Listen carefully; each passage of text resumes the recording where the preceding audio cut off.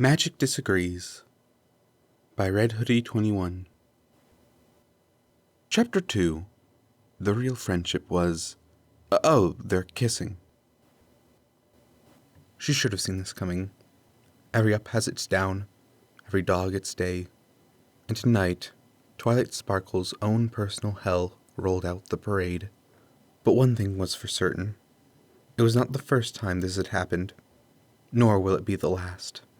It came, as most things do, in a dream. Well, an almost dream. Sleep had evaded her like a bad ex. Not that she would know what that's like. Even with her eyes closed, all Twilight could feel was the slight ache of her pupils, twitching under her eyelids, strained from squinting at screens, hunched hovering over textbooks, and red-rimmed with exhaustion. In that bleary, half-awake haze, mind swimming with study-induced delirium, electric green numbers blurred in and out of focus on her bedside table, shifting ever so slowly from 10 to midnight to 1, then 3. By then, the coolness of the morning had settled in the frost-covered corners of the windows, tinting the blue-black night in a silly sleepiness, shared over quiet bowls of cereal and knowing looks. Laughter as quiet as the squeals of forks and knives against plates in solitary late night into early morning dinners. Even the street cleaners underneath her window bathed through that sticky fever-cold hot sweat that winter brought, worked their machines in tune with hushed intensity, like a baby sleeping in the other room, conversing in clipped Italian, checking every creak and shiver that echoed down the street to see who would intrude upon their childlike glee of staying up late. In that half-tipsy wonderment that only nights can provide, everything was strange without being threatening. At least, for a time. The stars are still, not in their solitary pinpricks, but overexposed and drifting. Even their faded comet trails, normally naked to the normal eye, were still, unwavering, tiny stripes across the sky, as if someone took a knife and started hacking. It's still in all the wrong ways, like a forest alive with chatter suddenly falling uncomfortably silent, causing an invisible breath to crawl, finger by finger, up your spine and onto your neck, the blue-black cover of night coming down like a rotting coffin lid. Yet, despite its deathly stillness, the world was alive around it. A train passes overhead, void of all its passengers. The only signs of life left behind, the only thing perceptible inside, was that humming fluorescent blue, slowly glowing. It breathed in that way light does, fading in and out, rocking in time with the train, like waves of light that only come alive when the electric blue ichor was alone to stalk its prey. Planes fly overhead, human handicrafts stuck mimicking the stars' cosmic dance, only visible by their blinking, stalwart wings. A dog barks down the block, a child screams awake from nightmares. Late night into early morning, cars sputter and cough awake. The trees, bare and charcoal black, rasp and claw against windows and doors, casting shadows as thin and twisted as witches' fingers. Smokestacks puff their cigarettes on rooftops, and AC units slumber in their yearly hibernation. TVs leak their neon rainbows down the windowsills and into the street, while the quiet grumbling and bumping of late-shift attendees slowly crawl into bed. The house is filled with the remains of life. Books left open, dust walked into corners, dishes still drip-drying in the sink. Jackets and shoes line the doorway, still faint with the memory of warmth. Hampers of clothes bundled close outside the laundry room. Blankets and pillows reassure you they're resting their eyes across the living room. The TV so low you strain to hear it. It's quiet, alive but only in tiny, fragile moments. Still as the dead. Long black eyelashes, curled and fine, heavy with snowy sleepiness, slowly flustered open again for the 5th time that night, rose-tinted with fitful yet dreamless sleep. But that rose-tinted feeling of sleep slowly vanished into that dreadful weight of pressure, of an unwanted presence sitting heavy as a rock in the bottom of the lake, in the center of her chest. She was so cold with fear, it bypassed the shivering, itching teeth stage, and immediately shifted into gumming her mouth as tight as it could to try and preserve the slightest bit of warmth inside her mouth. It was a green ribbon of pressure, static and confidence, tied tight around her neck, separating her mind from her body, stilling her into just that, a body. Not a person, not a human being, just a body, lying frozen in growing fear in bed. Trapped inside her own mind, every shadow became a murder. Every creak another statistic about a teenage girl's body found in the woods, and every forcibly self-swallowed shudder another monster her mind conjured from childhood nightmares and caffeine overload nausea. Twilight could picture it now. With one fell swoop of the monster's claws, it would unravel, sending her head tumbling down onto the floor like a bad nightmare she couldn't wake from. Unable to even scream. Sleep paralysis. A beast in its own right. Twilight had been battling with it since the beginning of puberty. A strange byproduct of hormones, diet, and anxiety. Over time it had slowly gone away, helped by a better diet, habits, and HRT, fading into another repressed childhood memory that only awakened to rear its head when it wasn't wanted. Funnily enough, it wasn't those three things that had done it away, though. Twilight had found, through rigorous research, that led to many strange nights and several interesting revelations about herself, that thinking about her girlfriend before bed seemed to help. Like a warding spell, Twilight would recall those orange-sliced dimples, the snarky counterpoints, and shining blue-green eyes like taking a finger and tracing over a sepia-loved picture, until it ever so slowly faded into a pleasant static haze of love that whispered her good night and good morning from its imprint in her mind's bed.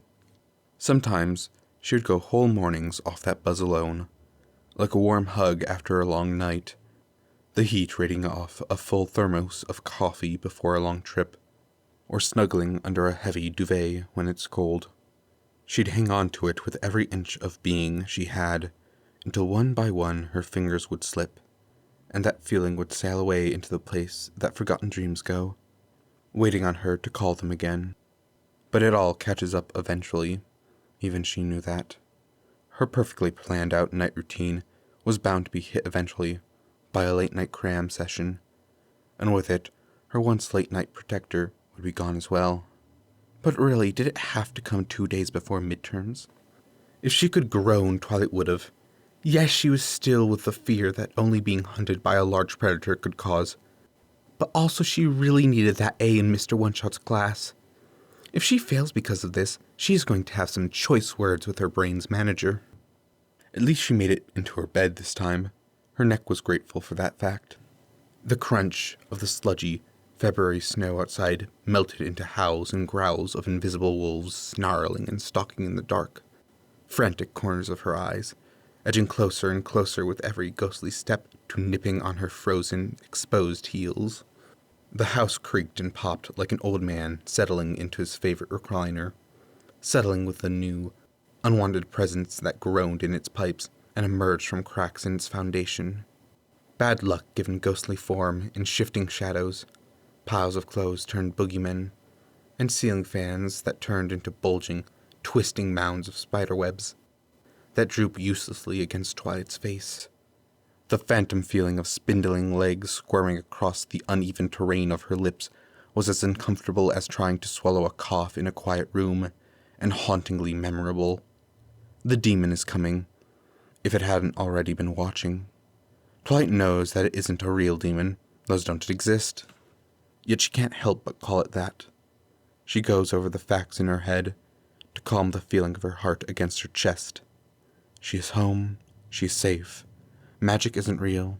Demons are not real. This will pass. Without her glasses, the room is a blur of all those little nightmares she thought she grew out of. The ones that run from nightlights, parents checking under beds, and getting dispelled by fairy tale books and kisses goodnight.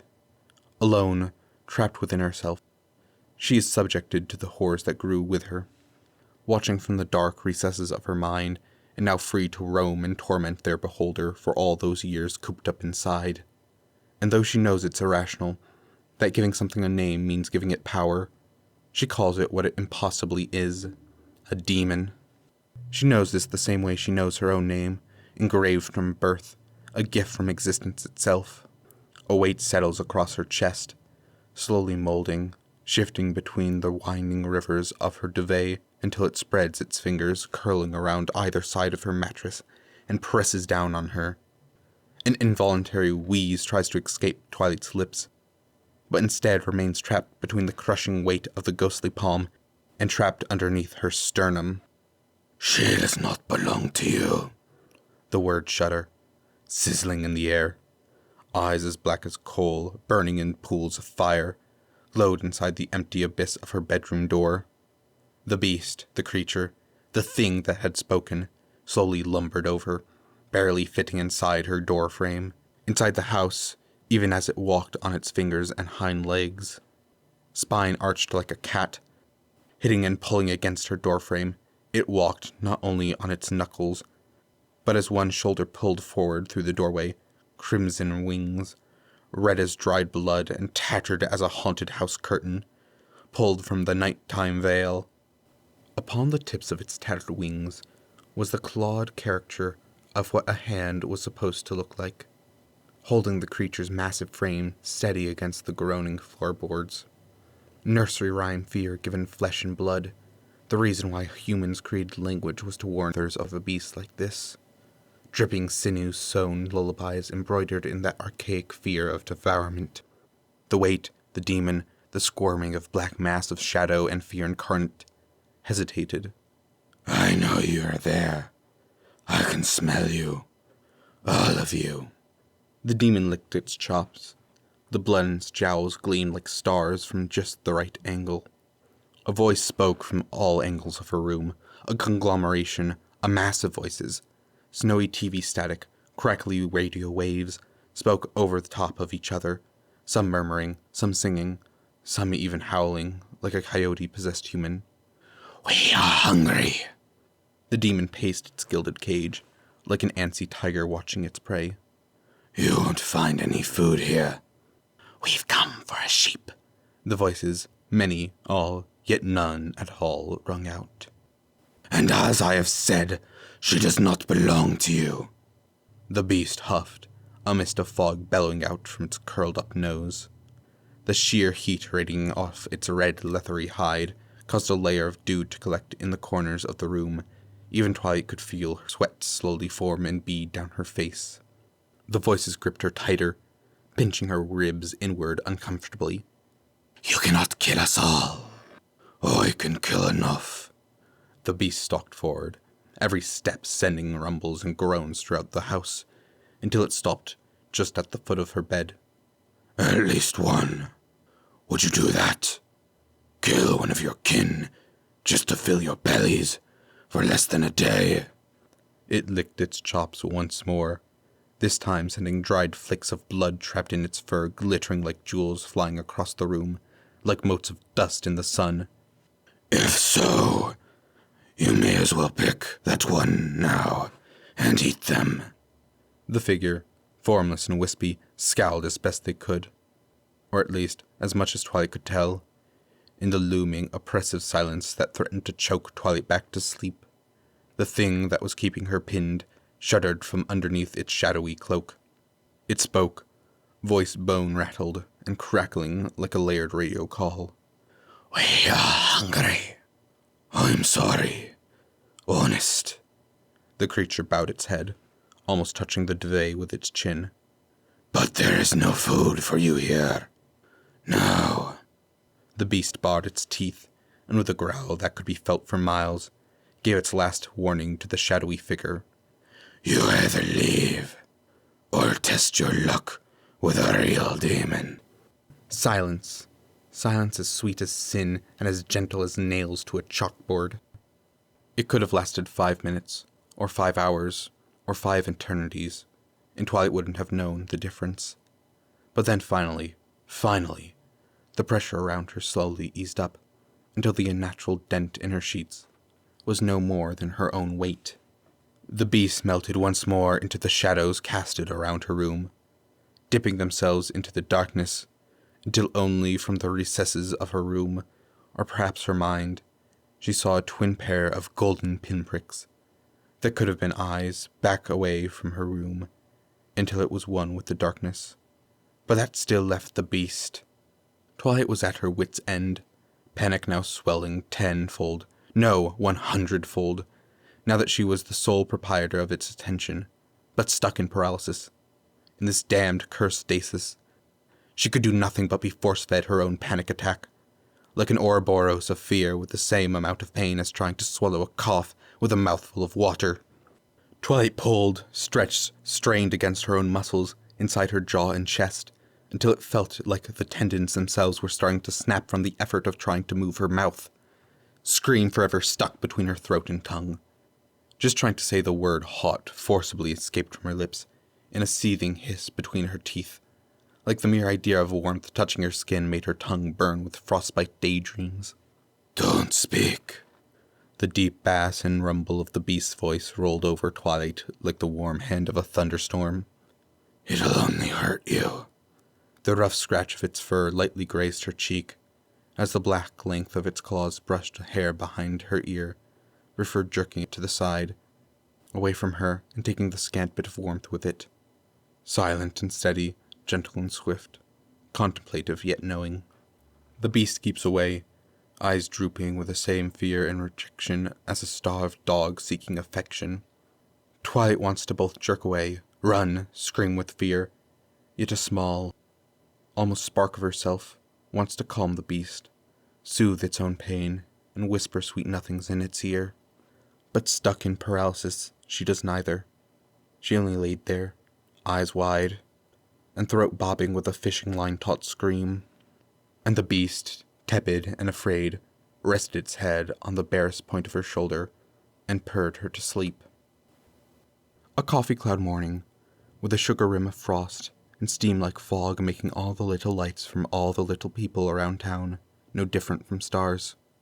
Rows of brownstones and duplexes sing with porcelain and metal, between yawns and stretches and good mornings mumbled under breaths. Slippers are exchanged for tennis shoes and loafers, bathrobes for suit jackets, novelty underwear for slacks and jeans. A menagerie of cars sputter awake, coughing away the early morning chill with a rumble of smog and coffee-infused interiors. An unspoken symphony slowly plays out, like all the cars are being driven across a carpet street, heralded by pudgy, sticky kid fingers. The asphalt isn't warmed yet, still sparkling with dew. Lawns are blue, melting into green. Birds ruffle themselves awake, while the alley cats tuck away back into their storm drains. And through it all, monsters of all kinds cease their play, crawling back under beds, back into the woods, the sewer drains. The abandoned house a block away. Some sleep away the day, tired from all their play. Others go out for mischief of one kind or another, but very few ever dare toe the line between monster and man and live to see another night again. But within this sleepy, rear-view mirror town, within the turning of this bluebird day, someone had dared that line, crossed it without care. And many, many months later, on a day similar to this one, but just a bit warmer, when the police find its corpse, bloated and belly up, far from any water, no human will know, ever understand what happened, but every creature, every monster, hide and hair, tooth and fang, will know that if you mess with the unicorn, you get the horn. But that is then, and this is now. Now a mother, bathed in golden rays, cooks fresh fried eggs over a stove, a cast-iron skillet sparkling in oil and fats, charters its dual-yolk sons against the blacktop, guided by a spatula sky. Sprinkles of salt and pepper leapt from skilled fingers. The thick golden crust of Texas toast is slathered in knots of butter. Cheese crisps and bubbles around its edges. Tomatoes ooze their innards across a mustard base, before being topped with a layer of fresh faucet-washed lettuce, and then crushed between the two crackling layers of toast and egg.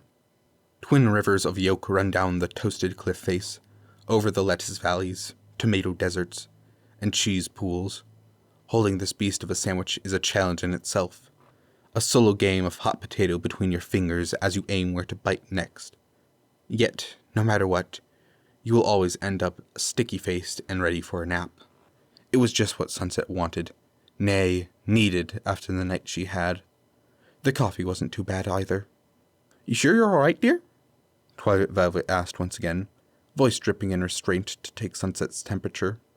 She pushed the monstrosity of a sandwich, which was definitely illegal for cardiac arrest charges in several counties, toward Sunset. "You're practically going gray around the edges." "I'm okay, Mrs. Velvet." Cut off by her own jaw-splitting yawn, Sunset rubbed her eyes until they warmed up. "Just had a bit of a busy night. I'll say, with all that racket you made last night, I almost barged into Twilight's room with my bat." Velvet expertly flipped a golden pancake with one hand. "Although, maybe I should start calling it your room as well, with how often you come to stay over." Sunset choked back a laugh with her mouth full of delicious heart disease sandwich. "I'm not so sure about that," she got out, licking her fingers clean. "Twilight's her space. I wouldn't want to take that away from her." "Sunset." She stilled at her name. A calm and steady hand from experience that only time gives fell upon her shoulder. "She looks at you like you hung the stars themselves. If anything, she'd give you space if she could. And I mean the literal thing." Twilight Velvet crouched down in front of Sunset, and for the first time, Sunset really saw how old she was. Not that she was ancient-looking, mind you, but the way she carried herself, the crow's feet crinkling in her eyes, the way she twiddled her wedding band like second nature. This was a woman who had loved not only life, but had life love her back. "You will always be part of a family, dear, no matter what happens." Velvet pinched her mouth forward in a small, knowing smile. "But what if she—" Sunset licked her lips, thinking over her word choice again. "When I tell her, what if— If you keep thinking ifs and could-bes, you'll end up losing your head." Twilight Velvet chuckled, standing up as fast as her knees would let her. "Take it from this, old woman. It'll work out. Be messy, but work out sometimes. Trust me on my authority as a mother and a writer." Taking up a spatula, Twilight Velvet layered the last pancake atop an already comically large pile, before turning around and addressing Sunset's query with her own. "What's that show you both like always say? Take chances, make mistakes, get messy?" Sunset, astonished, confused, and a bit shell-shocked, simply responded with, "Did you just quote Miss Frizzle at me for relationship advice with your daughter?" "Sure did, kiddo. Welcome to the family." She gave Sunset a quick side hug, keeping her plate balanced on the other hand before walking out of the kitchen. Sunset, still in a state of shock, looked at the space Twilight Velvet last filled, and decided promptly to file that for future Sunset to deal with. Hopefully either in therapy or a very lengthy late-night text chain in the group chat. Probably with either Pinky or Rarity. Whoever stayed up longer, she supposed. Either way, she had a sandwich to demolish and a girlfriend to wait for. Taking the first bite around the behemoth of a sandwich that she couldn't wrap her hands completely around, immediately the sides of it squished out. Bits of egg, mayo, and mustard, even drools of cheese drooped onto her plate. But most of it ended up on her. Not that Sunset minded. She was too busy savoring the flavor and going straight back for seconds, not even wanting to go half a second without the delicious taste in her mouth. And of course, right in the middle of another ooey gooey disgustingly huge bite, that oozed another torrent of filling out either side, a sleepy and adorable Twilight walked into the kitchen, still putting her glasses on and rubbing the sleep from her eyes. "Good morning," Twilight yawned, blinking the sudden glare of light from her eyes. "Where's the—" She paused. Her girlfriend, her lover, the shining sun of her life, the only person in the entire world who was allowed to hear Twilight sing the entire Hamilton discography and survive laughing after. Sunset Shimmer was overstuffing her mouth with breakfast goodness in the corner of her kitchen, looking like a cat who caught the canary and realized that maybe dragging it inside wasn't such a good idea. "Hi," Sunset waved sheepishly, through a mumbled mountain of egg, bread, cheese, and the kitchen sink. Quickly swallowing and trying to hastily appear back into her bad girl persona, that they both knew she couldn't keep up around Twilight anyway, she sat up straight and flashed her best crooked smile, I thought you were going to sleep longer. Twilight scrunched her nose and bit back an almost laugh, but truth be told, she was more surprised seeing Sunset after her dream last night than the humorous situation she found her in. Call it a hunch, but something felt off here. Nonetheless, she smiled and gave a snort giggle as Sunset awkwardly tried to lick egg yolk off her elbow. Here, let me. Ripping a napkin off the roll, Twilight walked over and reached out, wiping up the yellow sticky mess Sunset got herself in.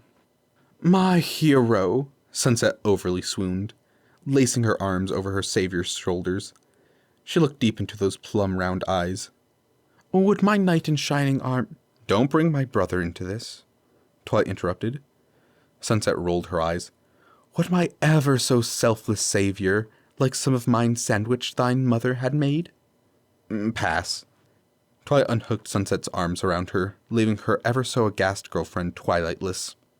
Sunset made sure to demonstrate such terrible treachery was clearly unacceptable. Oh, how thy lover wounds me so! How will I ever— Oh shit! Due to her overdramatic hubris, Sunset had leaned back on the legs of her chair, almost causing it, and therefore her, to topple over. Quickly righting herself, she looked over at Twilight's single raised eyebrow, and awkwardly chuckled to herself. Okay, I'll stop. Twilight gave out a thankful sigh, bowl in one hand and box of cereal in the other. Good, I don't think I could handle explaining to my mom why we need to go to the hospital. She paused for a moment to think. Again. Sunset watched as Twilight slid into the seat across her. Hey, how was I supposed to know I was allergic to those plants? Sunset, my best friend, my sun in my solar system, my favorite stress tester, and all-around favorite person. Twilight took Sunset's hands and looked deep entirely into Sunset's eyes. It was poison ivy. In my defense, I first heard the name during the ride to the hospital. Twilight rolled her eyes and giggled, dumping a moundful of cereal in her milk-full bowl. Sunset shook her head, good-naturedly, but still astonished. How is it that you have the most wonderful mother, who makes you an entire spread of breakfast whenever you like, but still choose to eat the same bran flakes every morning? Twilight shrugged away the conversation like she had a million times before. I like consistency. You are an enigma, Twilight Sparkle. Like those Disney show characters who pick an orange over waffles, Sunset chuckled, wiping a torn chunk of toast around her syrup and egg-drenched massacre of a plate. Excuse you, I would never sell my soul away to the mouse. Twilight indignantly gasped, clutching her imaginary pearls. Yeah, 'cause you already sold it to me, Sunset punctuated with a wink between bites. Oh, that reminds me, Twilight began, letting the flirty remark fly over her head at Mach speed to land at another date, likely late at night when embarrassment hits hardest. I had the weirdest dream last night. Was it like your house, but not your house, but just enough like your house so you knew it was your house? Twilight smacked her in the shoulder, making Sunset cackle with delight. So mean! Mean to me! Twilight huffed and puffed angrily. I'm sorry, but you make it so easy. Sunset wiped her tears from her eyes as she took Twilight's hand and fluttered her eyelashes. Will you ever forgive me for this transgression, my love? Twilight didn't even bother to play along as she made grabby hands at Sunset over the table. Kisses! Give me kisses! As you wish, princess. The kiss was quick, a spigot of the affection that was bottled up between them, only releasing in small spurts of fingers brushing against each other, knowing looks across the room, and playing footsies under tables. But when hidden, alone with their other halves, that affection, that love, could swell to a crescendo, crashing down and smothering them in a haze that leaves them gasping for more. For now, within this small moment, between morning and night, between the world and their quiet sanctuary, it is small and docile, fat and happy on the love they know they will share later. Sunset pulled away first, delight still humming on her lips as she retook her seat across from the table. You taste like mouthwash. And you taste like maple syrup exploded in your mouth. Twilight gagged, trying to push the sugary surface off her tongue. I think I got all my sugar intake for that day just from that kiss. Oh, babe, are you saying I'm sweet as sugar? Sunset mockingly gushed. Twilight, used to her antics, rolled her eyes and spooned another mound of cereal into her mouth. I'm saying that if Pinky doesn't get diabetes first, you definitely will. Sunset pouted like a dog denied a treat. Mean. Oh, bite me. Kinky. Sunset wiggled her eyebrows at the suggestion. Twilight hit Sunset on the shoulder again, this time with much more force, but only managed to get her to push her into the crook of the breakfast nook, cackling all the while. Anyways, Twilight began, swiftly moving on from the topic, about my dream. Sunset nodded, foregoing the rest of her typical banter to listen, making a go-on gesture whilst chewing a bite of her sandwich. It was so... She searched for the right word to describe the fever dream of a morning she had. Surreal, I guess? You remember the sleep paralysis episodes I used to have? Sunset nodded slowly, swallowing a gargantuan bite and immediately tearing into another to hide her nerves. It was just like one of those, which I haven't had in, almost 6 months now? Has it really been that long? Anyways, Twilight brushed the tangent away with her hand. I was trapped, couldn't move, and there was this pressure all around me. Twilight clenched her chest involuntarily, shuddering at the fresh memory. And then there was the beast. Sunset cut her off, making a thoroughly fake-sounding ringing noise from the corner of her mouth, before miming picking up a phone and putting it to her ear. Hey, Twi, first-time caller, long-time listener, big fan of your work. Do you take constructive criticism? Twilight swallowed a spoonful of cereal. No. She shuffled around another spoonful of cinnamon dust and soggy bits of flakes in the bowl. And also, you call the radio station, not the other way around. And this is my dream, that my subconscious made? How do you even criticize that? With ease and skill, Sunset proudly proclaimed, bits of sandwich dripping off her chin back onto her plate. Twilight reached over the table to tweak her nose playfully. Stop distracting me with your womanly wiles. I'll stop when you stop, Sunset playfully booped her back. Dork. Nerd. Twilight rolled her eyes. Well, as I was saying, when I was stuck, pinned from my paralysis, this absolute massive beast of a creature came through my door. I'd never seen anything like it. It was like someone had taken a gargoyle, you know the ones we made fun of that one time in church? It looked just like that, but as a real, living and breathing thing. Twilight looked off in the distance for a moment, recalling the hazy memory of the almost quadruped that had made itself home in her room last night. It was a grainy blur, a cocktail mix of fear, sleep, and not wearing her glasses. Yet she could still recall certain features. The scrunched, layered, almost lion-like sneer, curled in the hook of its nose, the way its cheekbones sat high and sharp, curved proud like a bull's horn, even the sunken way its eyes had set, able to gaze far and wide to hunt prey, had an almost human look to it. She remembered, whilst the sand of sleep slowly took her away, a small glimmer of a milk-white snaggletooth catching the lip of her blankets, briefly showing the dog-yawn pink innards of its mouth before it pulled away, giving out a doggy huff of frustration. It was docile in a way she did not expect a creature of that size to be. A herding dog, loyal only to its sheep. But then why her? Why protect her? Comfort her?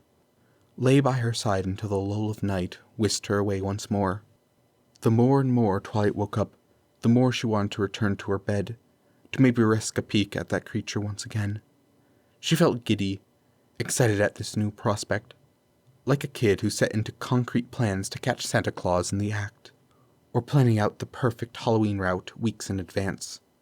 A childish glee she found she hadn't felt in ages, not since opening her first edition Star Trek books 2 birthdays ago. It was addicting, maddening. She wanted more. She wanted answers. Shoveling spoonfuls of cereal into her mouth as quickly as non-chokingly possible, Twilight's mind and hand twitched with notes and speculations, ghosting along a muscle memory keyboard. Twi, Sunset reached out gently, knowing that when Twilight was in the zone, she could be easily startled or overwhelmed with sudden touch. Are you all right? You stopped talking all of a sudden. Uh-huh. Oh, Twilight dumbly replied, returning back to the current time and place. Sorry, just got to thinking about the creature I saw. Hey, do you think the library has any books on dream interpretation? Wait, never mind, I can just look it up. Before she could open her phone, Sunset's hand filled her view and slowly set her phone to the table. A nervous, almost guilty look creeped on her face.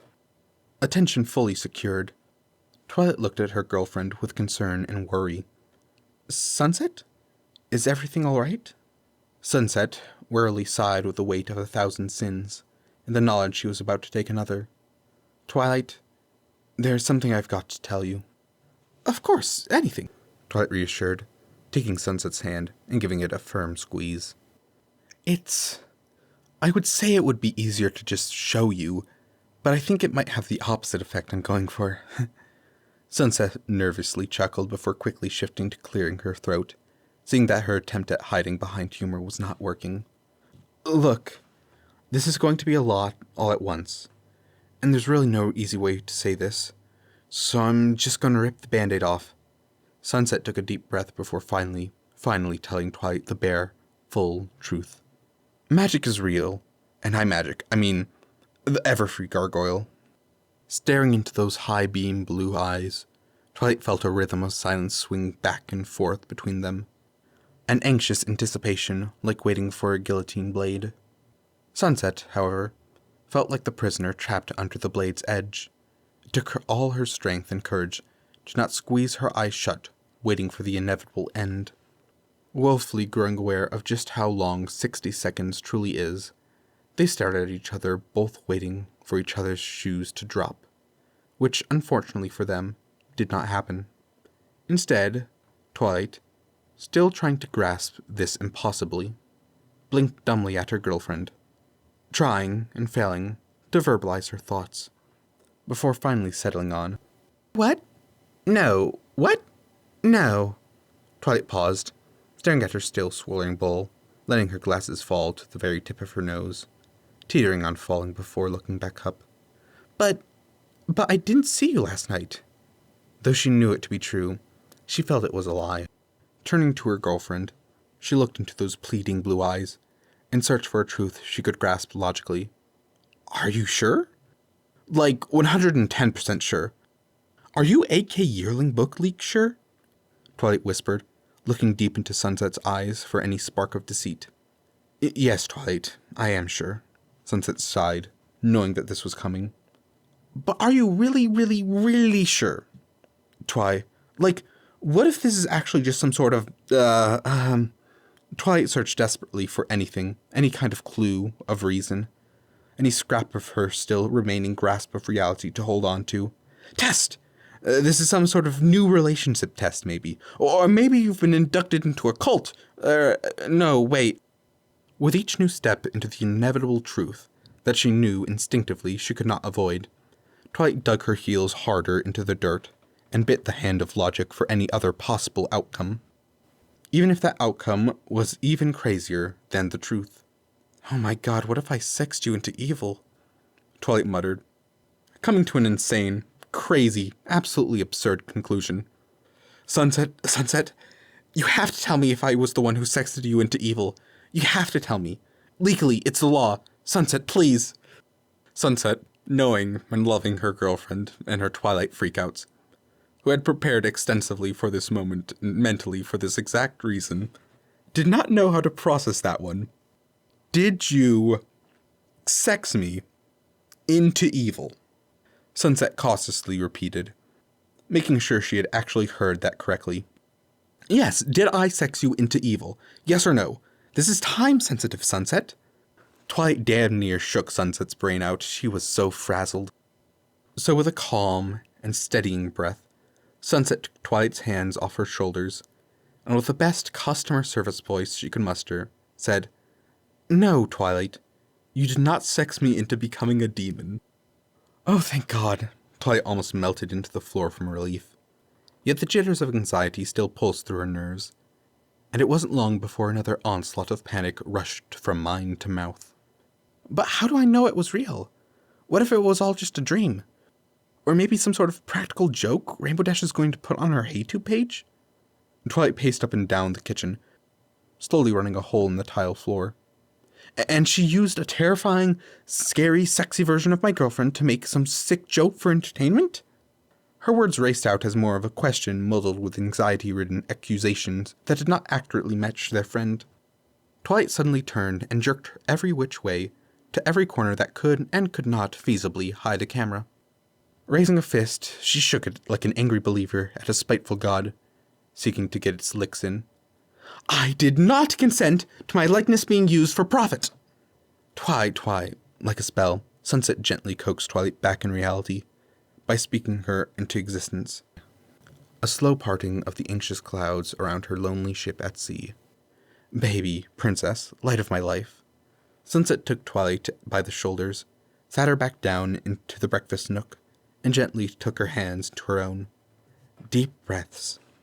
Sunset took one of Twilight's lightly wrapped fists and slowly eased it free one finger at a time, soothing her white tight knuckles until they returned back to a healthy pink.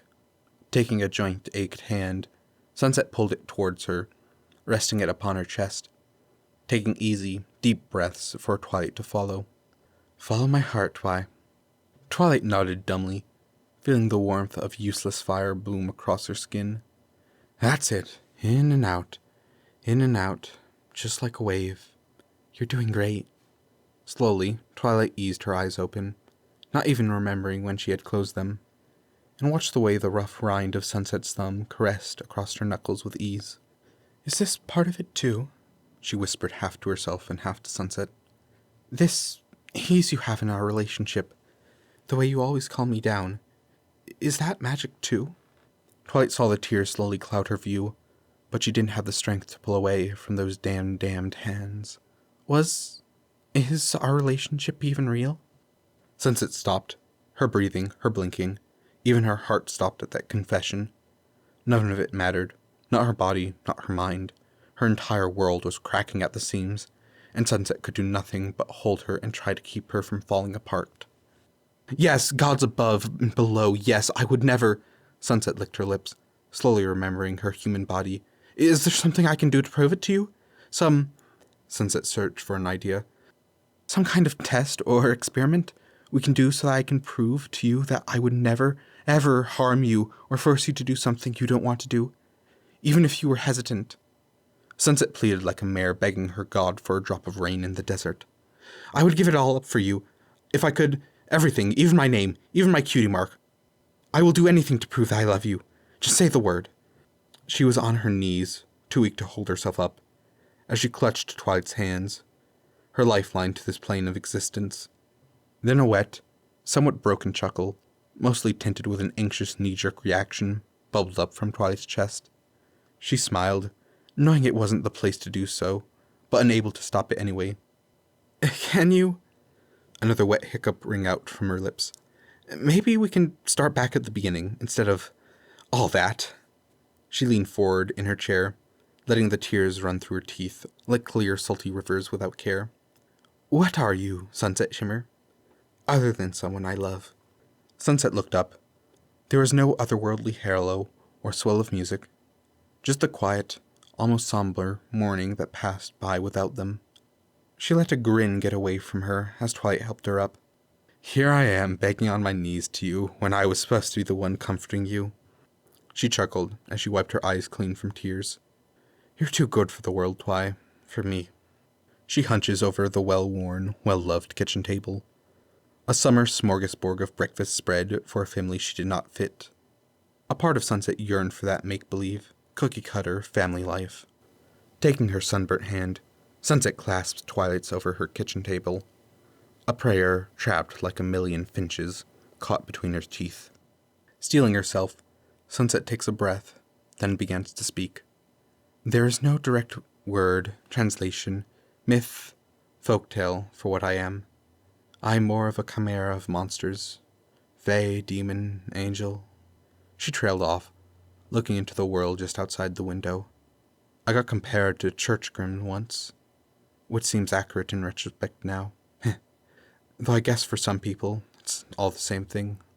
Twilight stood up abruptly, ending Sunset's self-deprecation spiel, and marched around her side of the table, stone-faced and steady. Dropping to one knee, she took Sunset's hands in hers, and with a look of steel-toed kindness that not even mountains could hope to move, Twilight spoke. A lot of people think of gargoyles as evil, damned spirits, monstrous entities. Twilight gently rubbed circles on the back side of Sunset's hands, holding them steady as they shook with her every word. But the people who created them, carved them from stone, created them to protect people, buildings, carry water, even ward off evil with their features. Twilight cradled Sunset's face, letting her push her weight into her palm as she whispered in the quickly filling space between them. They made them with love. Sunset let the coolness of twilight soothe her, wash over her from head to toe like a much-needed shower to cool her flames, leaving her with an obsidian pit of guilt settled across her. Twilight brushed her thumb across Sunset's eyelashes, gently easing them open, and letting a fresh trail of tears stream down her face. The tears rolled down her cheek, picking up steam like rain hitting coals on an open campfire. When I see you, I don't see a devil. I see a friend, a protector, someone who breaks controllers when games are too hard, and who puts hot sauce on ice cream and steals my fries at lunch, but only the soggy ones. That made them both giggle at the memory as Twilight leaned her forehead against Sunset's. I see my girlfriend. I see Sunset shimmer. If need be, I will carve you from your self-doubt until you can see the love I have for you as easily as breathing. Sunset sniffed, snotty and gross. You can't do that. If you can get away with only 2 weeks' detention after doing a kickflip off the school's roof, I think I can say a couple nice things about my girlfriend. Twilight rolled her eyes before thinking more on her shirt. Wait, is that why you didn't break your ankles doing that? Sunset barked out a full-throated laugh, something that came from deep in her chest and didn't shy behind its joy.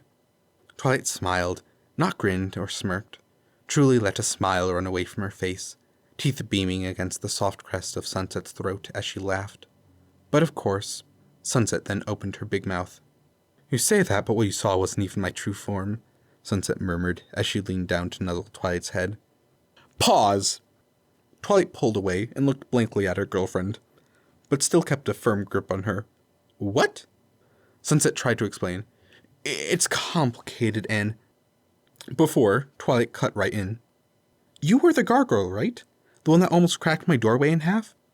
Well, yes, Sunset attempted again, before being interrupted again. You mean to tell me that you can get bigger?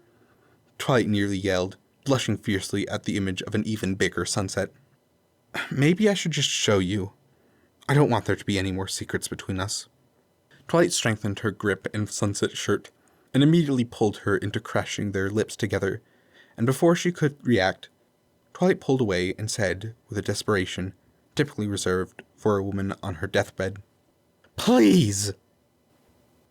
I really, have I emphasized this enough? I'm going to say it one more time. Really don't think this is a good idea. Sunset anxiously fiddled with the straps of her tank top, looking around the Sparkle's manicured and, more importantly, private backyard. You promised no more secrets between us. Twilight reached out a hand and brushed a stray lock of hair from Sunset's sight. Besides, you would never hurt me intentionally. That's the kind of thing people say before getting hurt. Sunset waved her arms around in nervous anticipation, before starting to pace up and down the well-groomed lawn. Oh, yak shit on a stick. What if someone calls the cops? Or the FBI? I can't get probed again. Twilight, it was weird enough when Pinky did it that one time by accident. How do you... You know what? I'll ask about that later. Hopefully with a bottle of aspirin to help the migraine. Look, I won't force you to do it. I can wait until the day I'm dead if that means you'll be happy and comfortable. No, Sunset stated, tone firm and unwavering. I'm going to do it. Complaining just helps me build my nerve. Sunset tried to shake her hand dry, awkwardly waddling around the side of the house, trying to not let her pits touch her body. Twilight giggled at the sight before noticing strands of leathery skin stretched taut and pulled till cracking around Sunset's joints. She almost said something about it, but Sunset had already turned the corner, and she didn't want to make Sunset more nervous than need be. Rocking on the balls of her feet, she waited for Sunset to return, trying not to take a peek around the corner. She expected something. A sickening crack of bones, the sound of tearing flesh. Perhaps it was all the werewolf media she indulged in late at night, with no one as a witness. But there was nothing, just the sounds of late morning life humming through the air, trees blowing in the wind, a quiet slice of suburban life. Twilight wouldn't say, especially to Sunset's face, that she expected more fanfare. Definitely didn't daydream about a big, powerful beast of a creature holding her down as it whispered sweet nothings in her ear. She should clear out her search history after this. Quietly mulling over when she could sneak away to wipe the saved stories on her computer, a thump and a rumble came from behind her. Not loud enough to pique any nosy neighbor's interest, but enough to make you pause and go, huh, wonder what that was, before continuing on with your day. But of course, Twilight knew better, and with a deep breath to steel herself, she turned around, and was met with an indescribable sight. An ever-changing, moving, shifting pile of animals, blending the line of mythical and reality. Its slithering, scaled, sparse-furred, loose skin, packed dirt-colored flesh, with scales as big as stones, and squirming as sharp and unnaturally as a wave of glass water. Molting, shedding, peeling, twisting in on itself into a plume of velvet brown feathers, that in turn grow further up into what could be considered its scalp, into a laurel of that morning grey blue that only time and age can normally claim. Before, upon its roots, was healthy human hair growth, mystery oil slicked and parted divisively along its bone-studded spine. Its first face, head, mask, being, was worn like a hunter's skin, stretched into a jawless yawn across its lower half, a face that snapped at rabbit heels and ate maggot-drenched carcasses. Ears furred and long, pointed with an ever-present attention, with twin horns, still fresh from spring's dew and winter's shadow, thorny with new beginnings, with the barest hint of raspberry ripe shreddings along its keratin velvet softness. Its muzzle, squared forever into a look of sheer disdain of existence, curled around its dog-yawn pink edges, molars full of coffee-colored downy feathers, and the middle of mouth fat with yellow fangs. Eyes pitched forward, cardinal red and sepia-ringed, with a forever turning rage, with furrowed brows adorned with ash-licked whiskers. Its underbelly, jawless and throatless, bobbed with an Adam's apple of sin the size of a man's entire barrel chest. Spurts of hair, flags of fur, and a myriad of stray pin feathers tacked and tied between folds of skin and scale, before abruptly shifting into a shock of a blue jay, hawk, sparrow, along with every other suburban bird you could feasibly imagine, feathers. Its many milk-toothed white tassels drooped low, layered over and under each other, some bleeding into teeth rather than fraying fabric. Some teeth swayed in the breeze with the layered mirage of fraying flesh, and some tassels glistened solid with hungry saliva, strung under candid rubber black lips, and tucked between russet brown fur, a brindle of teeth, sinew, and hide. A many beaded treasures, strung along its flesh-given brindle, hung low, teeth in of themselves pops of red and yellows, before melting into browns and blacks of oil-dipped feathers. But the real prize was within its inner face. Its shedding second body was a clack of a raven's beak, mashed together haphazardly, with the black ichor of a Hercules' beetle jaw, with spikes to match. The briefest hint of inky split feathers could be seen around its second set of eyes. Prey set into the sides of its skull, a blooming pupil of red and yellow and petals just hidden beneath its snarled upper maw. A ring of white, a stark seafoam of light, lifted the ebony curtain between the feathers, shining them a blue-green, showcasing the void of skin underneath, as if its inner head was made entirely of feathers, with no flesh to bind it to. And this was only what was first visible under the blanket of shadows. For a burly, thick gray, with middle-aged human arm extended from underneath its feathery underbelly, with ochre-blunted nails and dirk-packed joints, pointed and angled inhumanly as it grasped the ground to walk forward. Its twin forearm, less arm or claw, an amalgamation of curled talons and shaggy, gaunt fingers and a bony wrist. Feathers poked from its inverted elbow into the mirage of colors above. As another arm slowly slid behind the first, a lion's paw given human fingers and craggly claws that tapped across the ground, like rain hitting a tin roof. Its bulky elbow popped out from where its socket should have been, covered in a plume of feathers and human hair, then back to fur. Chunky coarse fleeces, carpets and serapes, tasseled and starched, some striped, some patterned, in dusty blues and oranges, layered on and on over the creature's supposed barrel. A thick raccoon black band hunched over a small camel-like bump underneath the topmost serape, with two beady little eyes poking out, like a children's idea of a monster under the bed. But what really drew Twilight's eye was the bare-skinned taxidermy, forever stuffed in frozen roar, not one of might or rage, but one of true, adrenal fear, fangs still slobbering with glints of blood. Its heavy paws hung low across its barrel, chiming in time with the arm-like feet that held itself up, as the pitch-black claws scraped against its forearms. Twilight didn't know what to do, what to say, think, if she should even move. Her mind was blank, her body made of stone. She felt trapped, encased with feelings of impossibility, of magic, true and real magic. She was a stone at the mercy of a wave of inevitability, of everything she had ever conceivably thought real about the world around her. And yet she felt calm. Not at peace, certainly not peace, but inhumanly calm in the face of myth. The kind of creature that started and ended religions. Was this Sunset's doing? Holding down the bubbling pressure that threatened to make her pass out? She didn't know. She couldn't even ask. Her tongue was glued to the roof of her mouth.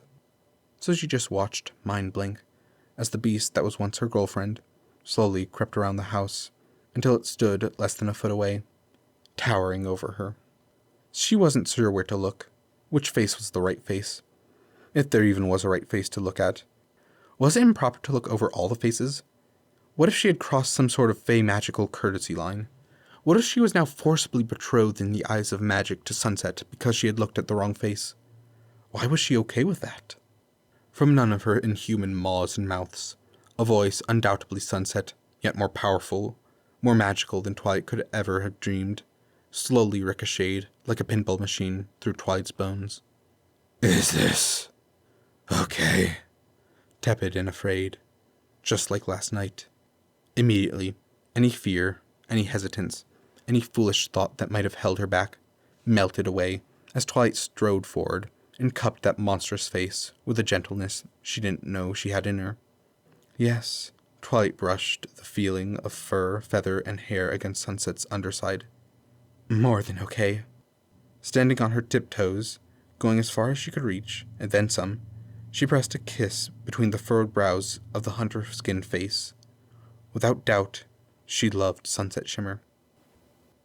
Twilight Velvet, on the second story of her home, looked out a window as her daughter hugged this chimera amalgamation that looked like it came from hell itself, and cooed at the sight.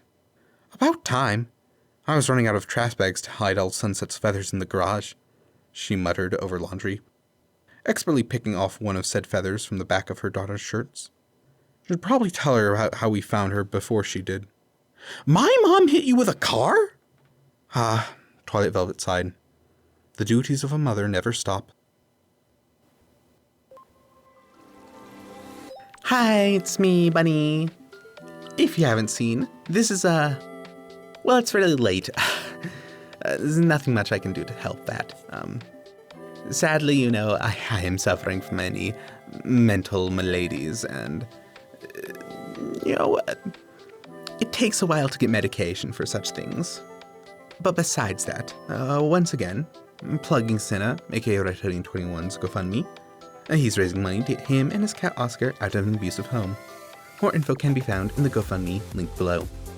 If you do donate, you can take a screenshot of the donation receipt and email it to me at bunnyblastygeo@gmail.com. Then I'll send you the current fics I'm narrating up to 4 weeks in advance, as soon as I finish them. Beyond that, this Tuesday, we'll be on to Chapter 2 of Shine Brighter. And next Friday will be An Empathetic Heart by Zoe Horse. Bye!